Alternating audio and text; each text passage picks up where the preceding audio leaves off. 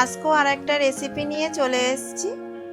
নিত্যদিনের আমরা যা খাই ঘরে থাকা সামগ্রী দিয়েই রেসিপিটা বানাবো, একটু অন্যরকম, দই মুসুর। তাহলে চলো কিভাবে বানাই সেটা দেখাই। এখানে টক দই আছে, টমেটো ছোট ছোট টুকরো করে কেটে রেখেছি, 4 টুকরো আদা, 2টো কাঁচা লঙ্কা আছে, 1 চামচ পোস্ত ভিজিয়ে রেখেছি, আর এখানে চাল মগজ আর কিশমিশ ভিজিয়ে রেখেছি। এগুলো সব একে একে বেটে নেব। টক দইটা একদম পেস্ট করে নেব।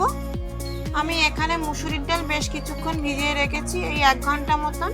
এবার এটাকে ভালো করে জল ঝরিয়ে বেটে নেব। মুসুরির ডালটা ভালো করে জল ঝরিয়ে নেব।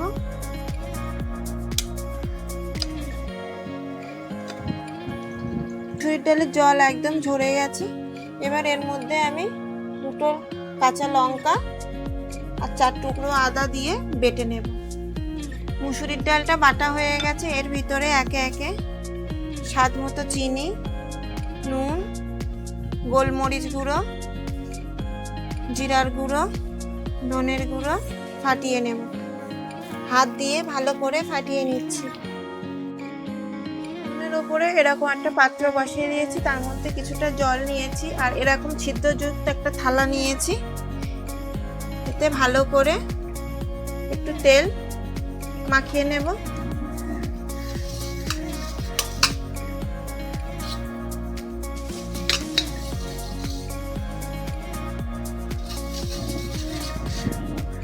এর উপরে বসিয়ে দিলাম ডাল বাটাটা, বড়ি বড়ি মতো করে এর উপরে দিয়ে দেব।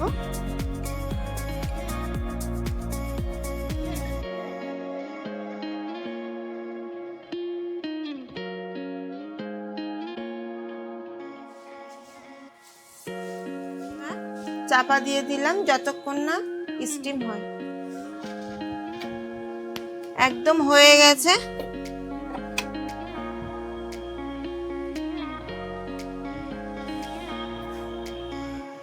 চামচের গায়ে কিচ্ছু লেগে নেই, পুরো সিদ্ধ হয়ে গেছে।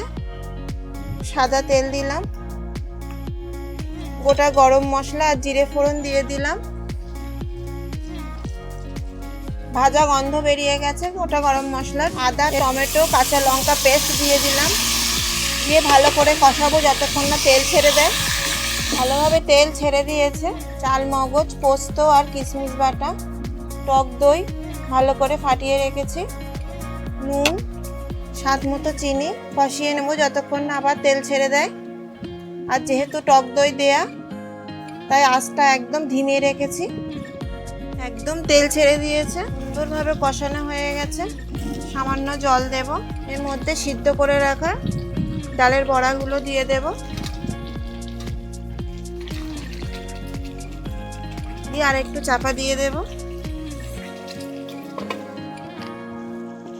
দই মুসুর একদম কমপ্লিট হয়ে গেছে, সুন্দর কালার এসছে। শেষে এর ভিতরে একটু গরম মশলা দিয়ে দিলাম, দিয়ে নাড়িয়ে চাড়িয়ে নামিয়ে নেব।